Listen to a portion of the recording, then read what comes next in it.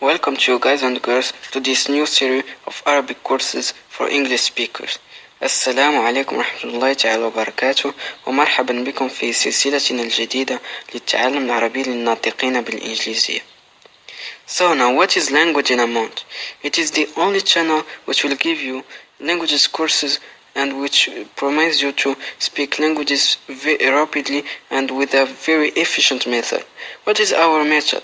Our method consists on dialogues in everyday life with grammatical notes, script practicing, and also practicing with native speakers on the internet. Why did we choose Arabic? Arabic is one of the world's major languages, with over 300 million people in various Arab countries who use it as a mother tongue. It is also used extensively as the major language in a non-Arab country, the Central African Republic of Chad, and as a minority language in several other countries, including Afghanistan, Israel, where both Arabic and Hebrew are official languages, Iran, and Nigeria. In 1974, Arabic was adopted as one of the 6 United Nations official languages, joining Chinese, English, French, Russian, and Spanish. Over 1 billion Muslims in places like India, Indonesia, Pakistan, and Tanzania study Arabic as a foreign or second language for liturgical and scholarly use. In the United States, several Muslim and Arabic communities employ Arabic in their daily interactions and for religious purposes. The history and development of Arabic. Arabic belongs to the Afro-Asiatic or Hamitic family of languages that consists of over 300 languages, some of which are extinct and some used marginally as liturgical languages. Arabic and Hebrew are the 2 prime examples of living Semitic languages, while Hausa and various dialects of Berber are examples of surviving Hamitic languages. The earliest known example of Arabic is an inscription found in the Syrian desert dating back to the 4th century before the Christ. The pre-Islamic Arab tribes who lived in the Arabian Peninsula and neighboring regions had a thriving oral poetic tradition, but it was not systematically collected and recorded in writing form until the 8th century after the Christ. This poetic language, probably the result of the fusion of various dialects, came to be seen as a literary or elevated style which represented a cultural bond among different tribes. The Prophet Muhammad ﷺ received his messages from God in Arabic throughout the angel Gabriel over a period of 23 years. The Holy Quran containing these messages was originally committed to memory by professional reciters, Hafaz and Qurra.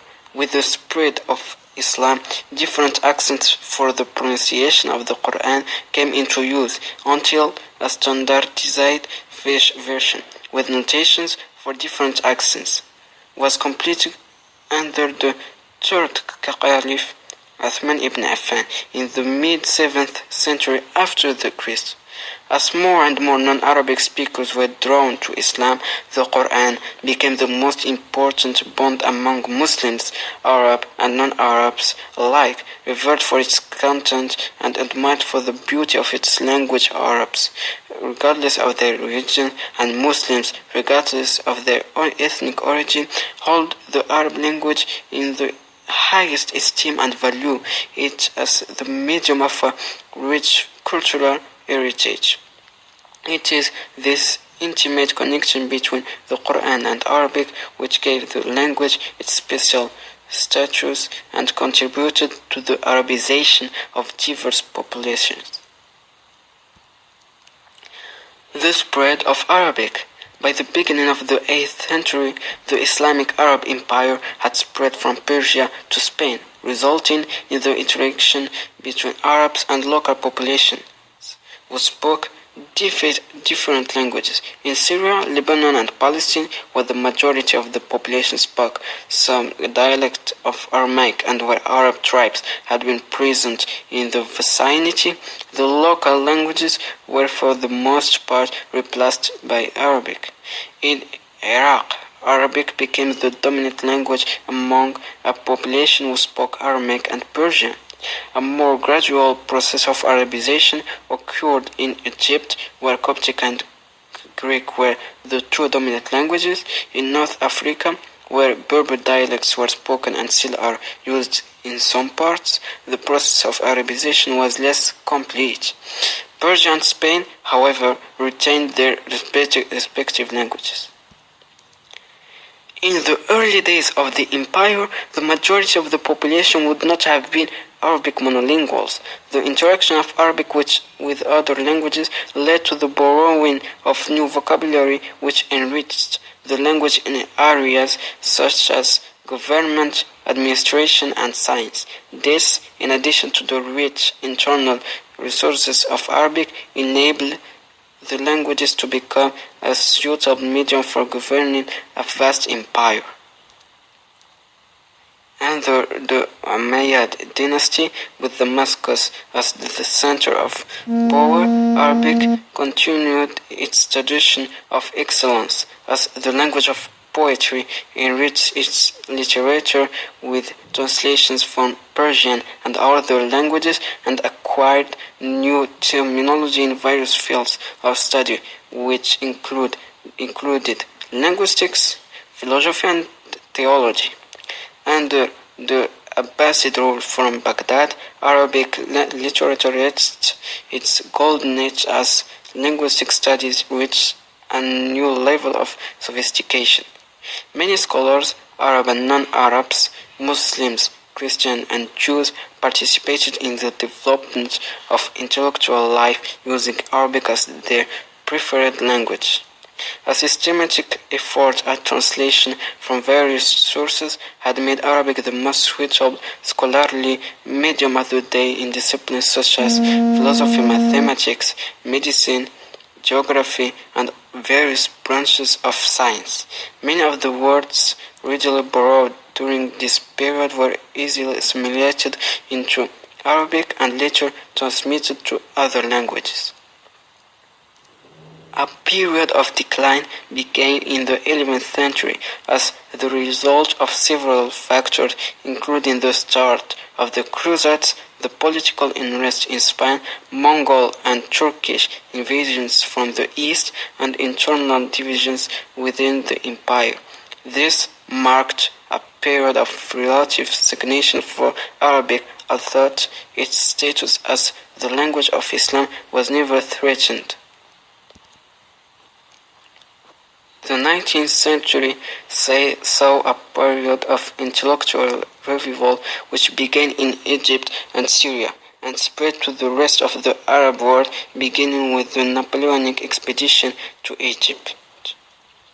The expedition provided for the introduction of the first Arabic printing press to Egypt and the translation of numerous Western literary works into Arabic. This initial contact was continued by Muhammad Ali, an enlightened Egyptian ruler who sent students to France and other countries to study various disciplines. They returned to Egypt as teachers and writers. Lebanon had been in contact with the West as early as the 17th century, maintaining a strong religious connection with some European groups.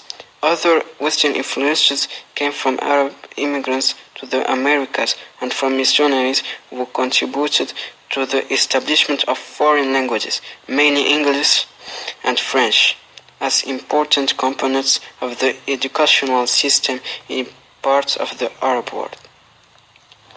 The initial enthusiastic thrust towards Westernization clashed with nationalistic independence movements that were a natural response to European colonialism in the region. These movements were usually linked to the two major pillars of Arab nationalism: the Muslim religion and the Arabic language. Thus, Arab intellectuals found themselves torn between the rich and glorious heritage of the past and a future which became increasingly associated with Western technology and modernity. The 19th century saw the beginning of the development of Arabic as a viable modern language. Now guys, you have to know that in Arabic we have two types of this language. The classical Arabic, the language of the Quran and classical literature, it differs from modern standard Arabic mainly in style and vocabulary, some of which is very archaic. All Muslims are expected to recite the Quran in the original language. However, many rely on translations in order to understand the text. And the modern Arabic, اللغة العربية الفصحى, the universal language of the Arabic-speaking world, which is understood by all Arabic speakers. It is the language of the vast majority of written material and of formal TV shows, lectures, etc. And now guys, we are at the end of this video, so please leave a like and subscribe to the channel if you are interested, and have a nice day.